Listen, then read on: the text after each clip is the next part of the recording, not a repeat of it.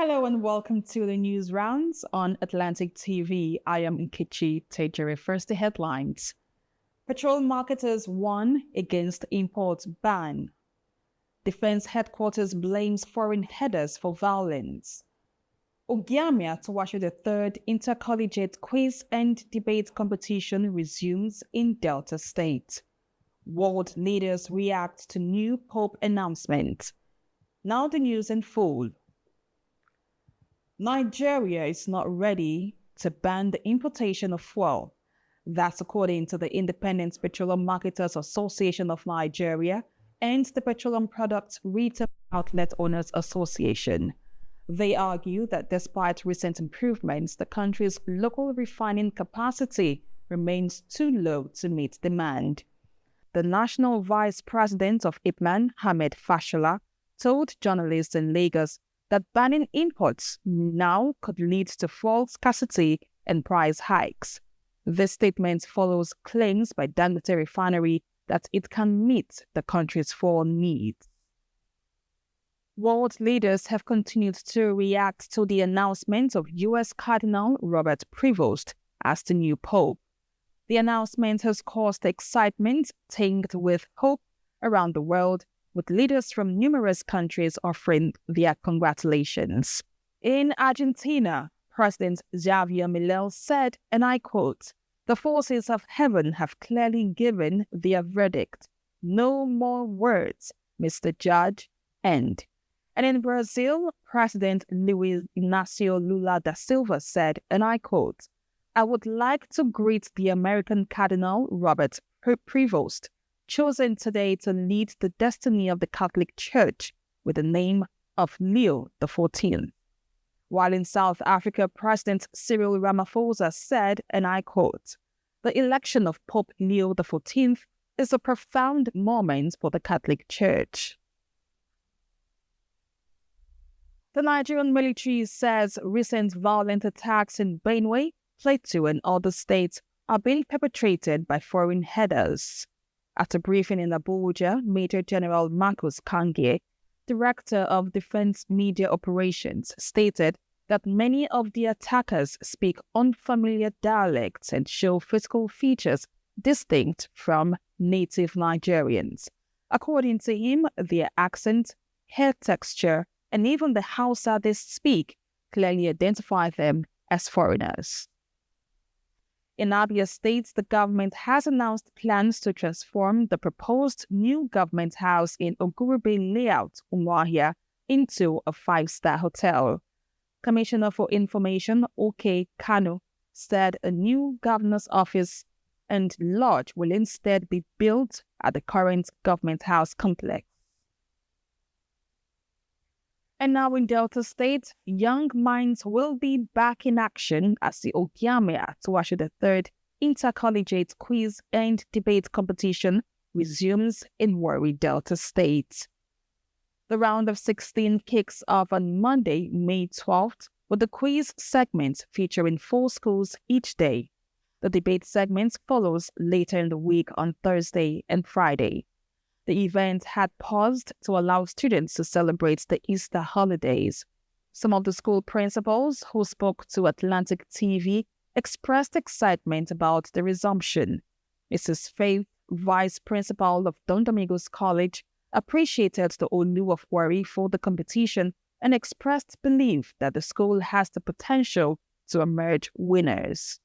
Appreciate our king, the Olu of Warri, Atuashe III, for the ongoing quiz. My school, we are among those who are in the group 16 right now. And our expectation, and we are believing God that we are moving to the next round. Also speaking, the proprietor of Benchil School, Mrs. Margaret Fregene, said the competition has made more students to be studious and expressed confidence that students from Benchil schools will go all the way. I'm very, very happy with this competition. It's going to help us, both public and private school, to make the children sit down and read. Because when they are chosen, they want to show to the world that they are capable. So there's nothing impossible with God, with prayer, with continuous push. I hope they will come out. On his part, the executive secretary of Kora Care Foundation, Mr. Koka Toyer, said a lot of preparation has been put in to make the round of 16 better. He added this round will be tougher than previous rounds and therefore urged the schools to be more prepared. Okay, I want to say to all the students and learners to ensure they do what they can to get ready for the next round of the competition, because a whole lot has been put in place to ensure that all the T's are crossed and all the I's are dotted. And so you have to be up on your toes to be sure that you're ready, because we are dealing with 10 million naira for the quiz and 10 million naira for the debate. And our teachers, we want to appeal that you do all the best you can to see that our learners are very much ready and very prepared and very ready to hit the floor and hit the ground running the moment they are on the stage, to ensure that they come out with flying colors. To promote clean and affordable energy, the House of Representatives has called for the establishment of more compressed natural gas, CNG, conversion centers across the country. A motion sponsored by Minority Whip Sani Madaki was adopted during plenary on Thursday. Officials say the country aims to reach 500 conversion centers by the end of 2025. A federal high court in Abuja has ruled in favor of MultiChoice Nigeria in its legal tussle with the Federal Competition and Consumer Protection Commission. Justice James Omotosho stated that the FCCPC lacks the authority to fix or suspend subscription prices unless directed by a gazetted order from the President. The Nigerian National Petroleum Company (NNPC) Foundation says it remains committed to improving food security across the nation.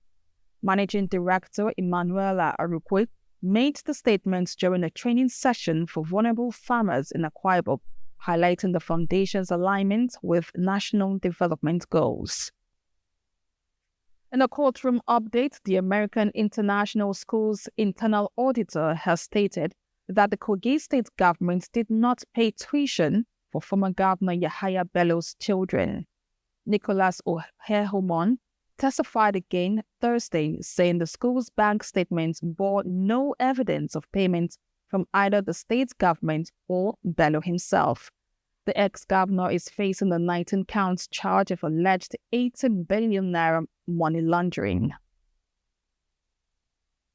The International Monetary Fund, IMF, has confirmed that Nigeria will pay $30 million annually in special drawing rights charges for loans received during the COVID-19 crisis.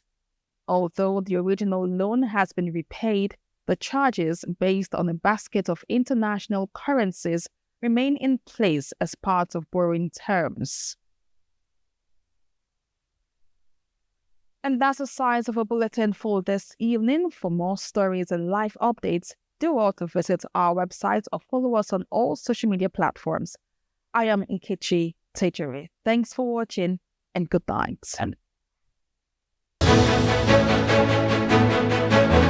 Audio Jungle.